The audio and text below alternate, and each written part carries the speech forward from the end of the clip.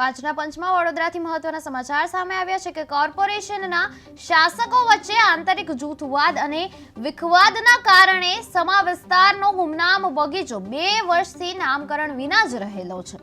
નાગરિકો બગીચો ઉપયોગ કરવા મજબૂર હોવા છતાં તેનું નામ જાણતા નથી।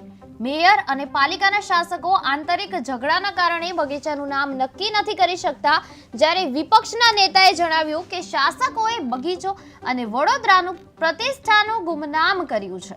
બગીચાનું લોકાર્પણ તો થઈ ગયું, પરંતુ નામ અપાયું નથી। શાસકોએ મીડિયા સામે કોઈ નિવેદન આપવાનું ટાળ્યું છે।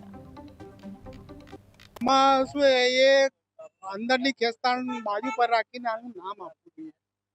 હકીકતમાં આનું નામ નેતા હોય કે કોઈ મહાપુરુષ હોય, ગમે તેના નામથી આપવું જોઈએ।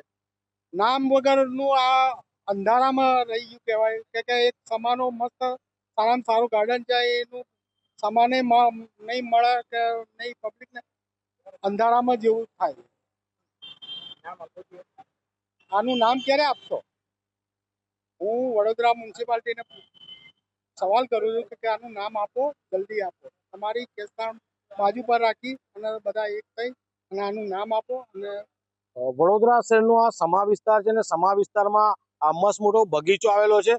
બગીચામાં તમામ સુવિધાઓ છે, પરંતુ આ બગીચાને કોઈ નામ આપવામાં આવ્યું નથી। નામ ન આપે તો જે આ ગુમનામ બગીચો કહી શકે।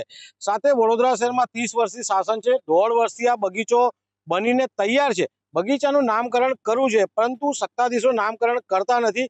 કે વાદા બહુ બડે કરવાના, વાદા બહુ મોટા કરવાના, પણ નાના કામની બી ઉદ્ઘાટન કરવાનું કે મેં ઉદ્ઘાટન કર્યું છે આમ પૂછવા માટે હું આપને પૂછવા માગું છું, શાંઘાઈ બનાવવાનું હતું, બની ગઈ?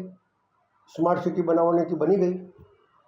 એટલે વાયદા મોટા કરવાના, ગાર્ડન બની ગયું, अब નામની હુસાતુસી છે। ઓપનિંગ થઈ ગયું હોય તો નામકરણ કરવામાં કેટલી વાર લાગે છે? પણ સવાલ વડોદરા શહેરના નગરજનોને હિતમાં કામ કરવાનું હોય, નગરજનોના હિતમાં નામ મૂકવાનું હોય। કંઈ તમારા ઘરથી તો લાયા નથી કોઈ વસ્તુ।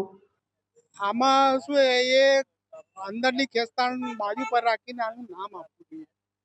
હકીકતમાં આનું નામ